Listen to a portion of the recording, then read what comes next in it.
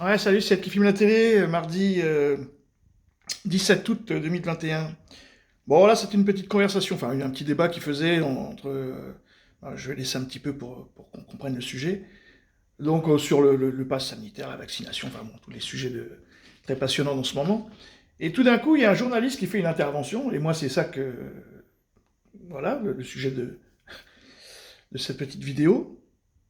C'est son intervention, et son intervention, bon, alors au départ, il veut prendre la parole et tout, et il commence à raconter des choses, que donc on va écouter évidemment. Et je trouve ça très perturbant. Mais vraiment, bon, je savais que l'histoire du pass, c'était des histoires de données médicales internationales.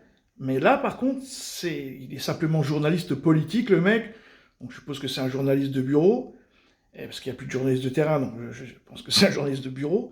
Et il dit des choses, quoi. Et donc ça sous-entend que ou c'est des mensonges, ou si c'est vrai, il le sait. Enfin bon, on va écouter, puis après. Le véritable égoïsme. Parce que vous inversez toujours le raisonnement en disant finalement on veut que tout le monde se vaccine et ceux qui résistent sont des égoïstes parce que vous comprenez, s'ils se vaccinent pas, ils protègent pas les autres. Mais les autres, ils ont qu'à se protéger eux-mêmes, bon sang. Pourquoi est-ce que tous les autres, tous les gens, même ceux qui ne risquent pas grand-chose, devraient se vacciner uniquement pour protéger une certaine catégorie de la population? Que cette catégorie de la population-là se protège elle-même, d'accord, au lieu de rejeter la responsabilité de son propre égoïsme C'est sur le exactement ce reste que des je dis à ma mère, citoyens hein. qui n'ont eux aucun risque. Voilà la vérité des prix. Oui, ça peut être aussi un effort collectif, Jean Messia, la vaccination n'est pas forcément d'un point de vue individuel et individualisé. Florian Tardif voulait intervenir, notre journaliste politique, sur ce sujet si controversé du pass sanitaire et de la vaccination. Florian.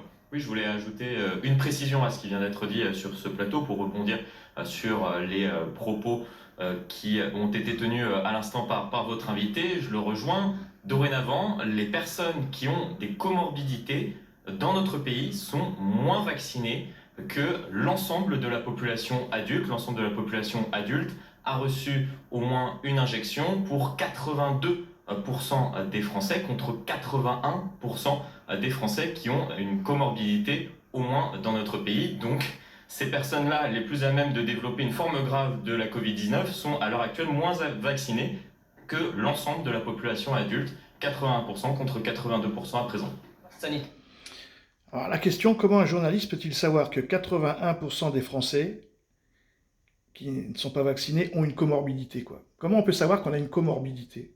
Parce que ça, pour le savoir, il faudrait rentrer dans Amélie et puis regarder le casier de chacun. Ça veut dire qu'il y a à ce moment, donc il y aurait un fichier, ça j'y crois pas trop, donc un algorithme qui est en train de répertorier toutes les pathologies de tous les Français. Ce qui est normalement strictement interdit.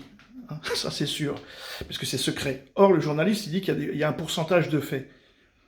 Et donc c'est problématique, parce que ou c'est un fake, ou si lui il sait qu'il y a 81% des Français non vaccinés qui ont une comorbidité, au moins une il a dit, ça veut dire que donc il y a des fuites des dossiers médicaux des Français.